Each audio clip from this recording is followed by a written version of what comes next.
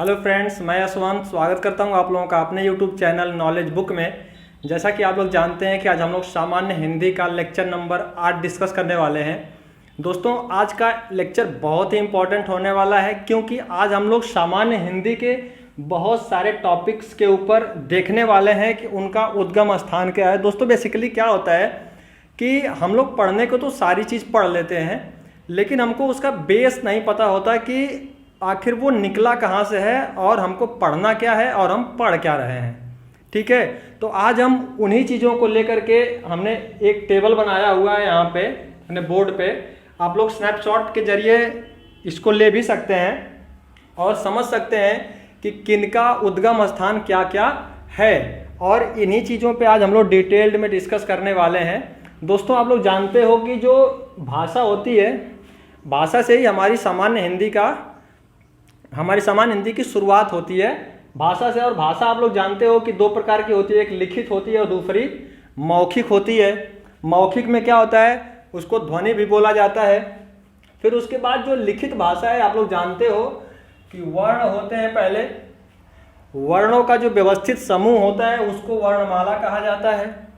ये चीज़ें आप लोगों ने जो भी हम लोगों ने पिछली क्लासेज ली थी उसमें इसके बारे में डिटेल डिस्कस किया गया था। और आप लोग जानते हो कि वर्णों के मिलने से शब्द बनता है, शब्दों के मिलने से वाक्य बनता है और वाक्यों के मिलने से पद बनता है। फिर हमने वर्णमाला के बारे में बात की और फिर संधि के बारे में। दोस्तों, आप लोग जानते हो कि वर्णों का जो मेल है और वर्णों का जो विच्छेद होता है उसी को बोला जाता है संधि या फिर संधि विच्छेद। और आप लोग जानते हो कि संधि जो होती है वो 3 प्रकार की होती है, स्वर संधि, व्यंजन संधि और विसर्ग संधि। इनके बारे में भी हम लोग डिटेल डिस्कस कर चुके हैं। तो जिन दोस्तों का यहाँ तक का लेक्चर छूटा हुआ है, हम लोगों ने पिछली क्लासेज जो ली हैं उसमें भाषा के बारे में डिटेल जानने की कोशिश की है, बोलियों के बारे में जानने की कोशिश की है, लिखित और मौखिक क्या होता है, वर्ण क्या होते हैं, वर्णमाला क्या होती है और संधि क्या होती है, इनके बारे में डिटेल डिस्कस किया गया है। तो मैं उन वीडियोज़ का लिंक डिस्क्रिप्शन में डाल दूंगा, तो वहाँ से जाकर के आप लोग इजीली उन वीडियोज़ को देख सकते हैं। तो चलिए शुरू करते हैं आज और जानने की कोशिश करते हैं कि किसके अंतर्गत क्या क्या आते हैं। और उसके बाद हम लोग पढ़ेंगे संज्ञा के बारे में, ठीक है, और सर्वनाम भी पढ़ने की कोशिश करेंगे। तो आज का मोरल यही है कि आज हम लोग इस टेबल के बारे में जानेंगे, उसके बाद संज्ञा के बारे में जानेंगे और सर्वनाम के बारे में जानेंगे। तो चलिए दोस्तों शुरू करते हैं। तो वर्णों के मिलने से शब्द, शब्दों के मिलने से वाक्य, वाक्यों के मिलने से पद। जो शब्द होते हैं, अब शब्द को देखते हैं कि शब्द कितने प्रकार के होते हैं और शब्दों के भेद क्या क्या होते हैं। जो दोस्तों शब्द होते हैं, तो शब्द एक होता है सार्थक शब्द और दूसरा होता है निरर्थक शब्द। सार्थक शब्द वे जिनके कोई न कोई अर्थ हो, जिनका कोई सार्थक अर्थ होता है उसको बोला जाता है सार्थक शब्द, और जो अर्थहीन होते हैं उनको बोला जाता है निरर्थक शब्द। अब जो शब्द होते हैं उनके भी कई प्रकार होते हैं, उनको भी कई भागों में क्या किया गया है, बांटा गया है। एक तो है रूपांतरण के आधार पर, एक है रचना और बनावट के आधार पर, एक है उत्पत्ति के आधार पर, प्रयोग के आधार पर और अर्थ के आधार पर। तो एक एक करके जानने की कोशिश करते हैं कि रूपांतरण के आधार पर। देखिए दोस्तों, जो रूपांतरण के आधार पर है, रूपांतरण के आधार पर फिर से उसको 2 भागों में बांटा गया है। एक है विकारी और दूसरा है अविकारी। जो अविकारी है उसी को अव्यय बोला जाता है। अब बात करते हैं जो विकारी शब्द है, ये विकारी शब्द किसको बोला जाता है।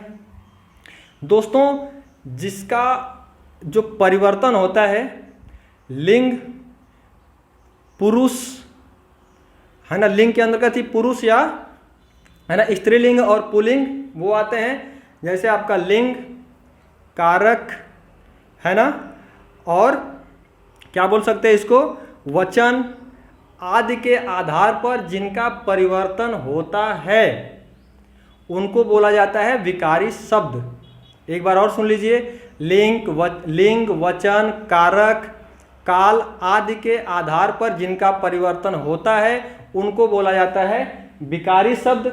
और अविकारी शब्द क्या होते हैं कि जिनका परिवर्तन नहीं होता है, मतलब कि लिंग, कारक, वचन, काल आदि के आधार पर जिनमें परिवर्तन नहीं होता है वो अविकारी शब्द कहलाते हैं। और अविकारी ही आप जानते हैं कि अव्यय होते हैं। अव्यय का शाब्दिक अर्थ ही होता है व्यय न होना। तो जिन शब्दों का व्यय नहीं होता है वो अव्यय और वही अविकारी शब्द कहलाते हैं। तो विकारी शब्द में कौन कौन से आते हैं? संज्ञा, सर्वनाम, विशेषण और क्रिया। ये विकारी के भेद होते हैं। और अविकारी के कौन कौन से भेद होते हैं? क्रिया विशेषण, समुच्चय बोधक, संबंध बोधक और विस्मय बोधक। ये लोग जो होते हैं वो अविकारी के भेद होते हैं। अब हम लोग देख लेते हैं रचना और बनावट के आधार पर। दोस्तों रचना और बनावट के आधार पर होते हैं रूढ़। एक तो रूढ़ होता है, योग रूढ़ होते हैं और यौगिक होते हैं। इनके बारे में भी हम लोग डिटेल डिस्कस करेंगे, लेकिन आज सिर्फ हम लोग जानने की कोशिश करते हैं कि किसके किसके भेद कौन कौन से हैं। तो रचना और बनावट के आधार पर कौन कौन से हैं? रूढ़ है, योग रूढ़ है और यौगिक है। और फिर से यौगिक को क्या किया गया है? 3 भागों में है ना बांट दिया गया है। एक को उपसर्ग बोला जाता है, एक को प्रत्यय और तीसरे को क्या बोला जाता है? समास बोला जाता है। ठीक है। उसके बाद उत्पत्ति के आधार पर, उत्पत्ति के आधार पर भी कौन कौन से होते हैं? तत्सम, तद्भव, देशज, विदेशज और संकर। संकर का मतलब क्या? जो मिले होते हैं एक दूसरे, है ना, एक या एक से अधिक शब्दों से क्या होते हैं? मिले होते हैं, उनको बोला जाता है संकर शब्द। अब प्रयोगों के आधार पर, प्रयोगों के आधार पर देखिए 4 प्रकार के होते हैं। एक होता है एकार्थी, अनेकार्थी, समानार्थी और विपरीतार्थी।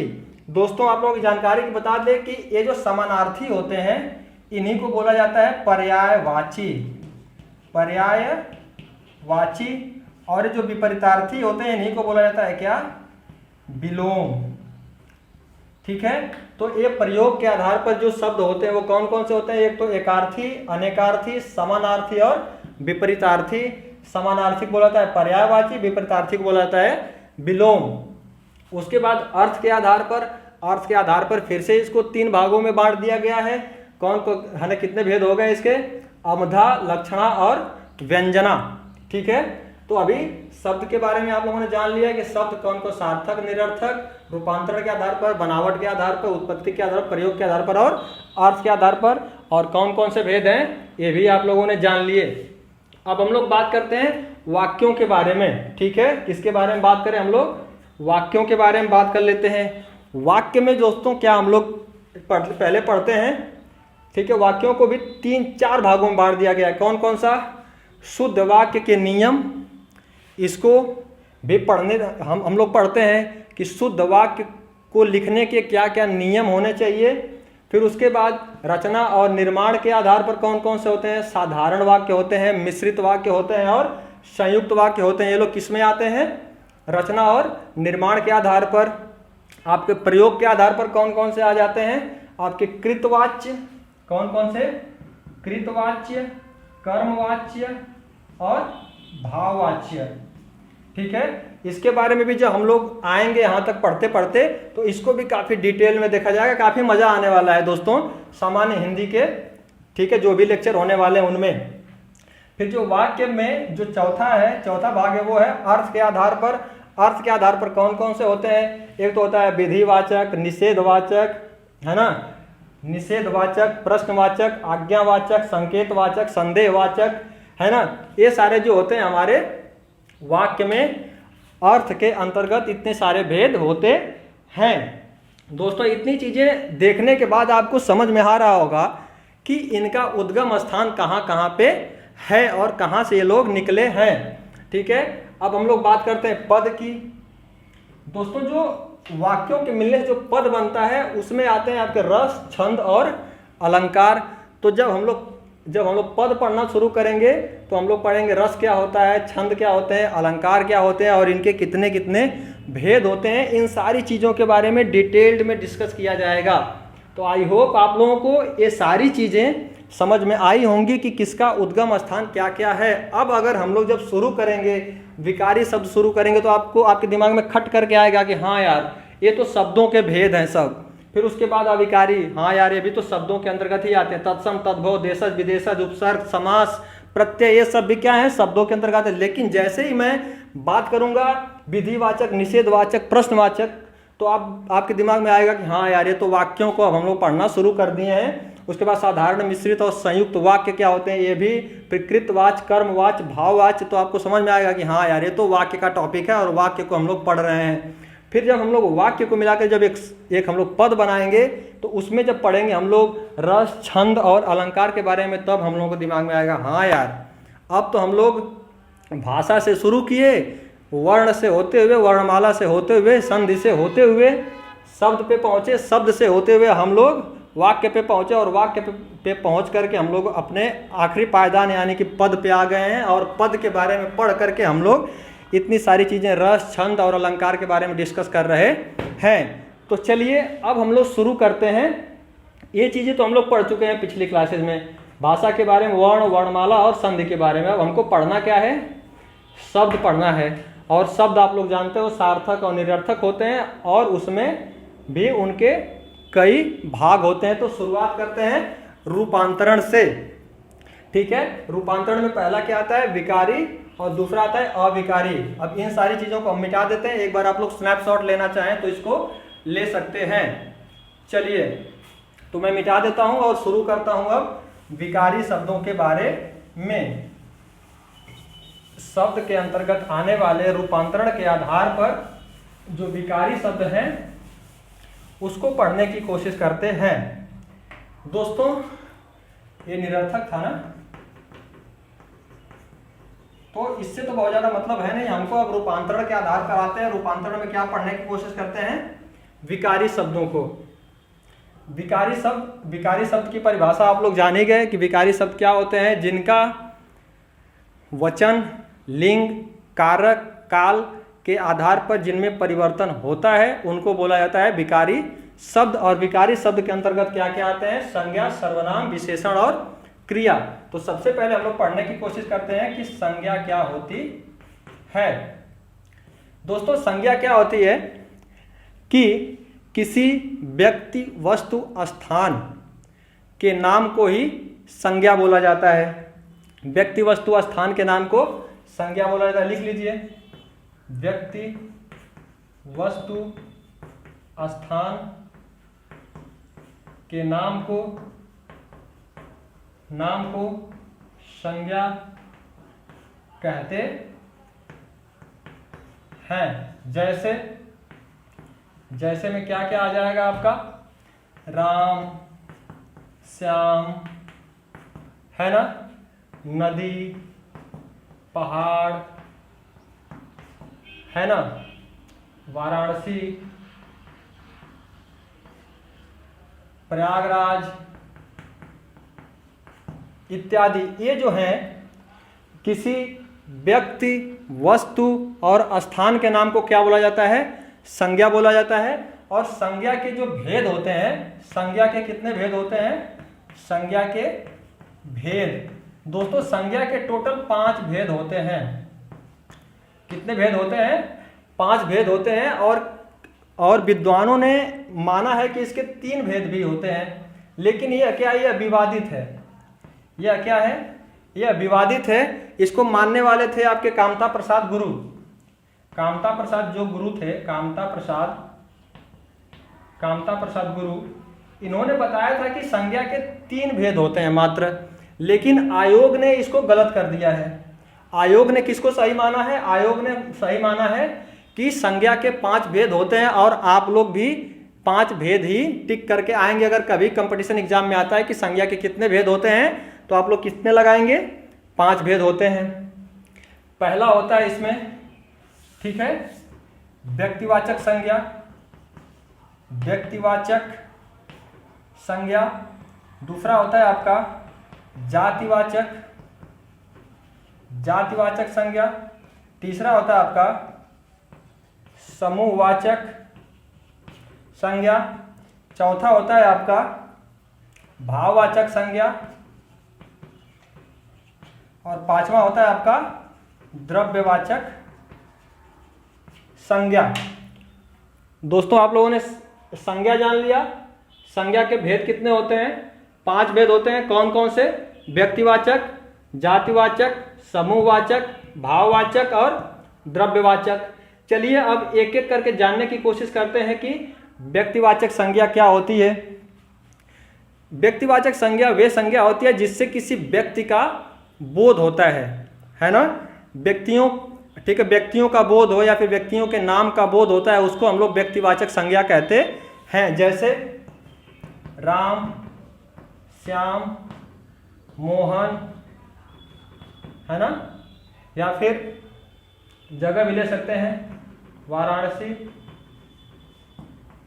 गाय, सॉरी गाय नहीं, ये लोग क्या होते हैं, व्यक्तिवाचक संज्ञा होते हैं। सॉरी, सिर्फ राम तक, यहीं तक, मोहन तक ही रहने देते हैं कि ये लोग क्या होते हैं। फिर इसमें आप लोग नरेंद्र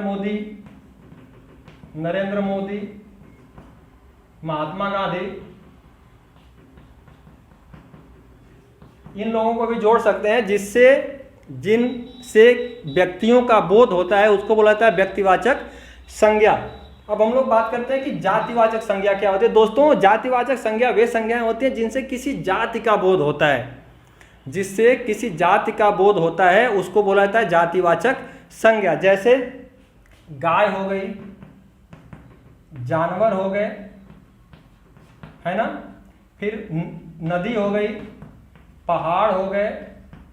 दोस्तों, क्या होता है इनसे, मतलब जाति का बोध होने का मतलब है कि अगर मैं गाय बोल दूं, ठीक है, बहुत गर्मी है यार, बहुत गर्मी है, ठीक है, अगर मैं गाय बोल दूं तो गाय बोलने से क्या हो गया कि गाय की संपूर्ण जाति का जो होता है बोध हो जाता है कि हाँ, गाय के बारे में बोला तो ये पूरी गाय जाति जो है उसके अंतर्गत आ जाएगी।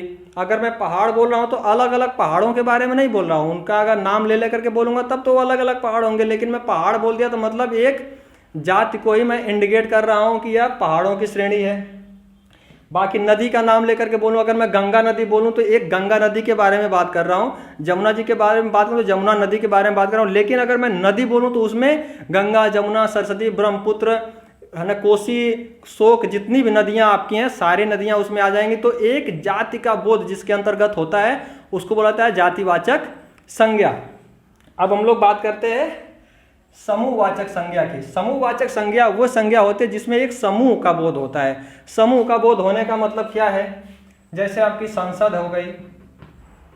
संसद क्या है, सांसदों का एक समूह है जो संसद भवन में बैठता है, तो क्या होता है, एक समूह है। तो उससे जो समूह का बोध कराती है उसको क्या क्या बोला जाता है, समूहवाचक संज्ञा। मतलब एक अगर कोई सेना का समूह है, सेना हो गई, है ना, ये भी एक समूह ही है, सेनाओं का, सिपाहियों का एक समूह है जिसको सेना बोला जाता है। फिर उसके बाद आपका गिरोह भी लिख सकते हैं। गिरोह इन द सेंस कि जो भी आतंकी संगठन है उनका भी एक समूह ही होता है। जैसे आपका, है ना, जैसे NIA हो गया, आपका इंडियन मुजाहिदीन हो गया, लश्कर तैयबा हो गया, ये लोग क्या हैं, ये लोग भी एक संगठन है, कि उनका समूह है, किसका, आतंकियों का समूह होता है, जिससे, है ना, उनका जो गिरोह होता है वो भी क्या इंडिकेट करता है, एक समूह को व्यक्त करता है, यानी समूह का भाव उत्पन्न होता है, तो उसको बोला जाता है समूहवाचक संज्ञा के अंतर्गत भी ये लोग आ सकते हैं। उसके बाद और क्या लिखा जा सकता है इसमें, जैसे आपका परिवार भी हो गया, ठीक है, परिवार, ठीक है, परिवार में भी बहुत सारे लोग आते हैं तो वहाँ भी एक समूह है ना, मम्मी है, पापा है, भाई है, बहन है ना, छोटे बच्चे हैं, ये लोग क्या आते हैं, एक परिवार में आते हैं तो एक समूह होता है। तो जिससे एक समूह का बोध होता है उसको बोला जाता है समूहवाचक संज्ञा। बात करते हैं हम लोग भाववाचक संज्ञा। भाववाचक संज्ञा वे संज्ञाएं होती है जिससे भाव का बोध होता है, एक भाव का बोध होता है। जैसे मैं अभी बोल रहा हूँ यार बहुत गर्मी है, तो ये मैं अपने अंदर से भाव उत्पन्न कर रहा हूँ और भाव को बताने की कोशिश कर रहा हूँ, आपसे, आप लोगों के साथ शेयर कर रहा हूँ। अभी मैं बोलूँ बहुत सर्दी है, बहुत गर्मी है, अगर कोई मैं मिठाई खा रहा हूँ, अगर उसको खाऊं बहुत मीठा लगे मुझे, मैं बोलूँ यार बहुत मिठास है, इसमें बहुत मीठा है, तो ये अभी एक भाव है। मैं बोलूँ कि मेरा लड़कपन है, या मैं बोलूँ कि मेरी बुढ़ापा आ गई है, तो ये भी एक मैं भाव उत्पन्न कर रहा हूँ अपने अंदर से। तो क्या बोल सकते हैं इसको, जैसे आपकी सर्दी हो गई, गर्मी हो गई, है ना, मिठास हो गई, ठीक है। उसके बाद क्या हो गया, बचपन हो गया, बुढ़ापा हो गया। तो इससे हम लोग क्या कर रहे हैं, एक भाव को व्यक्त कर रहे हैं। तो एक किसके अंतर्गत आती है, भाववाचक संज्ञा के अंतर्गत आती है। उसके बाद बात कर लेते हैं द्रव्यवाचक संज्ञा। द्रव्यवाचक संज्ञा वे संज्ञा होती है जिसमें माप तौल का बोध होता है ना, जिसमें द्रव्यों के माप तौल का बोध होता है उसको बोला जाता है द्रव्यवाचक संज्ञा। इसमें क्या आ सकता है आपका, दूध आ सकता है, दही आ सकता है, घी आ सकता है, चीनी आ सकता है, सोना आ सकता है, चांदी आ सकता है। ये लोग क्या है, एक प्रकार से द्रव्य ही तो हैं। इनमें क्या आता है, ये द्रव्यवाचक संज्ञा। तो जिनसे किसी द्रव्य के है ना माप तौल का बोध होता है उसको बोला जाता है द्रव्यवाचक संज्ञा। तो आप लोगों ने संज्ञा समझ लिया, जिससे किसी व्यक्ति वस्तु व स्थान के नाम का बोध होता है उसको संज्ञा बोला जाता है। संज्ञा के 5 भेद होते हैं, कौन कौन से, व्यक्तिवाचक, जातिवाचक, समूहवाचक, भाववाचक और द्रव्यवाचक संज्ञाएं। आई होप आप लोगों को संज्ञा समझ में आई होगी। चलिए अब हम लोग बात करते हैं सर्वनाम के ऊपर। दोस्तों सर्वनाम क्या होता है, सर्वनाम संज्ञा के स्थान पर जो बोले जाते हैं उनको सर्वनाम कहा जाता है। ठीक है, संज्ञा के स्थान पर जो प्रयोग किए जाते हैं वो सर्वनाम होता है। जैसे मैं हो गया, तुम हो गए, है ना, तुम हो गए, वे हो गए, ये लोग क्या होते हैं, ये लोग सर्वनाम में आते हैं। ठीक है, जो संज्ञा के स्थान पर बोले जाते हैं, यानी मैं अपना नाम नहीं बोल रहा हूं लेकिन मैं संज्ञा के स्थान पर ही बोला जा रहा हूं, तो उसको बोला जाता है सर्वनाम। और इसके कितने भेद होते हैं, इसके 6 भेद होते हैं। ठीक है, कितने भेद होते हैं, संज्ञा के 6 भेद होते हैं। और उनकी कुल संख्या कितनी होती है, कुल संख्या जो है, कुल संख्या 11 होती है। सर्वनामों की कुल संख्या कितनी होती है, वो 11 होती है। लेकिन सर्वनाम के कितने भेद होते हैं, 6 भेद होते हैं। देख लेते हैं 6 भेद कौन कौन से होते हैं। एक तो पुरुषवाचक, ठीक है, पुरुषवाचक सर्वनाम, पुरुषवाचक सर्वनाम, ठीक है, पुरुषवाचक सर्वनाम। एक होता है निजवाचक सर्वनाम, ठीक है। दूसरा क्या होता है, निजवाचक सर्वनाम, निजवाचक सर्वनाम, ठीक है। तीसरा क्या होता है आपका, निश्चयवाचक, निश्चयवाचक सर्वनाम, अनिश्चयवाचक, अनिश्चयवाचक सर्वनाम। उसके बाद क्या होता है, प्रश्नवाचक, प्रश्नवाचक सर्वनाम। और आखिरी क्या होता है, संबंध बोधक। कितने प्रकार के हो गए टोटल, 6 प्रकार के। एक पुरुषवाचक सर्वनाम, निजवाचक सर्वनाम, निश्चयवाचक सर्वनाम, अनिश्चयवाचक सर्वनाम, प्रश्नवाचक सर्वनाम और संबंध बोधक। दोस्तों इस सर्वनाम के 6 भेदों को याद करने का एक मैं ट्रिक बताता हूं आप लोगों को। उस ट्रिक के माध्यम से आप इसको काफी आसानी के साथ याद कर सकते हैं।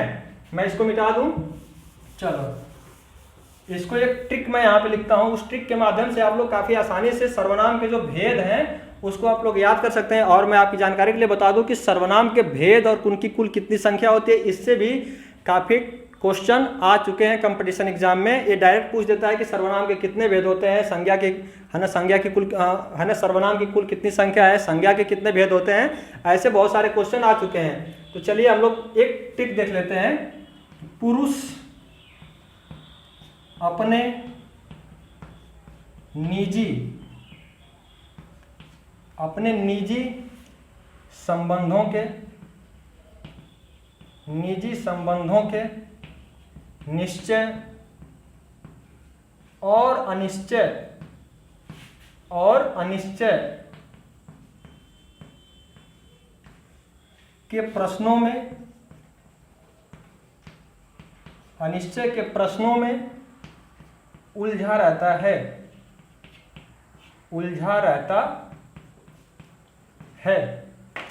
ट्रिक क्या है कि पुरुष अपने निजी संबंधों के निश्चय और अनिश्चय के प्रश्नों में उलझा रहता है।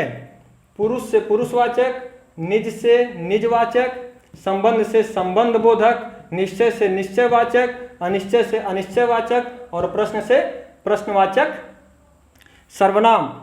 ठीक है, इससे इस ट्रिक के माध्यम से आप लोग काफ़ी आसानी से याद कर सकते हैं। दोस्तों आज की वीडियो यहीं पे ख़त्म करते हैं और अगली क्लास में जब हम लोग मिलेंगे तो इन सारे सर्वनाम के बारे में डिटेल्ड में अध्ययन किया जाएगा। उसके बाद इसकी जो कुल संख्या 11 होती है इसके बारे में भी काफ़ी डिटेल्ड में हम लोग पढ़ने की कोशिश करेंगे। दोस्तों अगर आप लोगों को ये वीडियो पसंद आ रही है, अगर हमारा लेक्चर पसंद आ रहा है तो हमारे चैनल को सब्सक्राइब कर लें, अपने दोस्तों के साथ इस वीडियोस को शेयर करें और लाइक करना बिल्कुल ना भूलें। आप लोगों का इस वीडियो में बने रहने के लिए बहुत बहुत धन्यवाद।